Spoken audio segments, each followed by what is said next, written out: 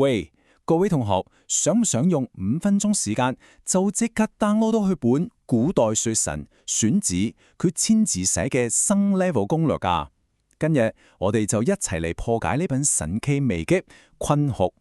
係啦，即係我哋正式開始練功之前，不如大家一齊諗個問題先。你哋有冇諗過，其實我哋人類一出世個時候，個 setting 究竟係升本上定係升本惡嘅呢？到底係天使定係魔鬼？我哋細個就聽孟子講人之初性本善啊嘛。不過呢，我哋今日嘅主角荀子，佢嘅睇法就完全相反。佢會好直接、好坦白咁同你講，更是衰噶啦。冇錯，呢個就係荀子最出名嘅性惡論啦。佢覺得咧，我哋天生就有啲劣根性，即係中意攤喺度，怕辛苦，見到有質素就衝去過去。而所有你諗到嘅好嘢，例如善良啊、道德啊，全部都係後天為媒，即係人為努力先至係整出嚟嘅。就好似打機咁，我哋個個一開始都係新手村嘅 level 1角色，啲能力值低到限，一定要靠後天不斷打怪，再人冇升 level 先至會變強。哇，咁聽落我哋個出廠設定都幾差喎，點算好啊？喂，唔使驚，荀子話有方法解決嘅，而呢個唯一可以通關嘅主線任務就係學習。好，大家記實咧，易高能句咧，可以話是成篇勸說學嘅 thesis statement， 係最核心嘅一句說話。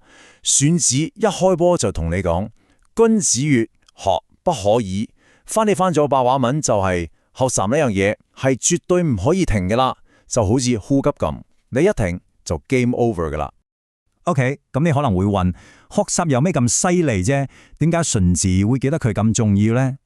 原因就係學習可以俾到我哋技中超能力，就好似打機嗰陣直到 power up 嘅咁，令你成個人唔同晒。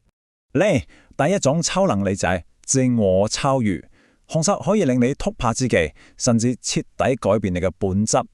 荀子呢個比喻真係用得好絕，佢話青取之於藍而青於藍，即係滇青呢種顏料係由鳥蘭草提煉出嚟，但顏色仲要深過靚過鳥蘭草本身。跟住又話冰水為之而鹹於水，冰係由水凝結而成，但溫度仲要比水更加凍。佢想講啲咩呢？就係話俾我哋聽，透過學習，我哋就好似青同冰咁，可以超越我哋嘅本質，超越我哋嘅來源。今日嘅你絕對可以經過昨日嘅你，甚至學生超越老師都係絕對有可能嘅事。呢種用生活例子講大道理嘅方法，就係荀子嘅絕招之一。我哋一陣再詳細講。好，到第二種超能力噶啦，就係令你學識散教於物，意思即係你要好聰明咁樣去利用外在嘅工具同資源嚟彌補自己天生嘅不足。荀子喺度提出一個好重要嘅觀點：君子生非異也，散教於物也。佢話所謂嘅君子，即係嗰啲好叻嘅人，佢哋天生同我哋呢啲凡人其實冇咩分別嘅，都係要食飯瞓覺。咁佢哋勁喺邊呢？就係勁在佢哋識得利用學習呢個最強嘅外掛工具。散教於物聽落好似好新，其實用現代例子就即刻明晒。你諗下，古人自己行唔到千里，但可以坐馬車去到達；自己游唔到過河，但可以坐船。呢啲放喺今日，未坐喺我哋唔使自己行，可以搭地鐵。唔識路唔緊要，可以用 Google Maps， 想俾遠方嘅朋友見到你，唔使爬雙山大郊。你出個 IG post 就全世界都知啦。所以你明為學習就係我哋嘅馬車，我哋嘅 Google Maps， 我哋嘅 IG。 好，知道學習有幾 powerful 之後，喺時候入實錄啦，即係實戰部分。荀子已經幫我哋準備好一套成功學習3步驟，我哋跟住做就得噶啦。呢套心法總共有3式，好簡單，好清晰。第一式機理，第二式堅持，第三式專一。好，我哋逐一嚟睇下點樣修煉。第一式知理。荀子呢一個比喻真係好有畫面感，不積跬步，戶以至千里；不積小流，戶以成江海。意思係你唔一步一步咁行，點樣行到千里咁遠呢？你唔將一條條細絲嘅水流聚集埋一齊，有啲會變成大江大河。學習就係咁嘅道理，就好似打機儲 XP 咁，每日儲少少，每日做少少，慢慢累積落嚟，你先有得升 level，先去進步。好，跟住第二式堅持，哇，呢個真係超級重要。選自又用咗一個好生動嘅對比，佢將奇蹟即係天才馬同一隻駑馬即係好普通嘅馬放埋一齊比較。天才馬係勁，但係跳一下都跳唔到10步遠。反之嗰隻普通馬雖然天分一般，但只要佢肯堅持行足10日，即係10架，佢行嘅路程可以好遠好遠。所以呢個例子話俾我哋知咩？成功嘅關鍵從來都唔係你係咪天才，而係你勤冇勤堅持落去。選字可能經我哋仲未 get 到，所以再用一個更加極端嘅例子去強調堅持嘅力量。佢話如果你丟嘢丟2下就放棄，即係鍥而捨之。我話你知，就算係一組爛木，你都整斷佢。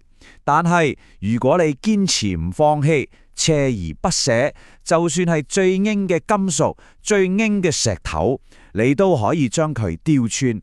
所以你睇有冇恒心，個結果真係可以差天共地啊！好，嚟到最後一式啦，專一。今次選者用咗個好得意嘅對比，你睇下秋瑩，佢冇尖嘅爪，又冇叻嘅牙，成套裝備可以話係好弱智，但係佢可以向上食到泥土，向下飲到地下原水。點解嘅？因為佢用心一嘢，夠專心。調翻轉頭睇下隻下，有6隻腳，又有2隻大蛇前，裝備咁當，但就心浮持做，成日分心，用心做嘢。結果呢，只能夠寄居喺蛇同山嘅洞穴度。所以呢個故事教識我哋，先天條件唔係最重要，專心一意先係知成嘅關鍵。OK， 識晒3式心法之後，大家有冇發現一樣嘢？就係荀子講道理嘅方法真係好特別，好容易入腦。佢究竟用咗咩招數令到啲大道理咁有說服力教呢？不如我哋就嚟拆解一下佢嘅寫作神機。荀子嘅文中之所以咁有感染力，主要係靠3大神機。第一就係比喻論證，好似頭先講嘅青出於藍，積少成多，全部都係用我哋生活上亦見到摸到嘅嘢去解釋啲好抽象嘅大道理。第二係對比論證，將天才馬同普通馬、臭鼴同螃蟹呢一強一弱、一快一慢嘅組合放埋一齊，個效果即刻出晒嚟，高下立見。第三就係用咗好多排比同對偶，令到啲句子好工整，你讀起上嚟會覺得好有節奏感，好有氣勢，咁咪好容易記得咯。好啦，講到呢就掂，可能你心諗，喂，呢啲係2000幾年前嘅嘢，關我哋而家咩事啫？嗱，個關係就大啦。因為荀子教我哋嘅呢套心法，積累、堅持、專一，並唔係淨係可以用嚟應付讀書考試噶。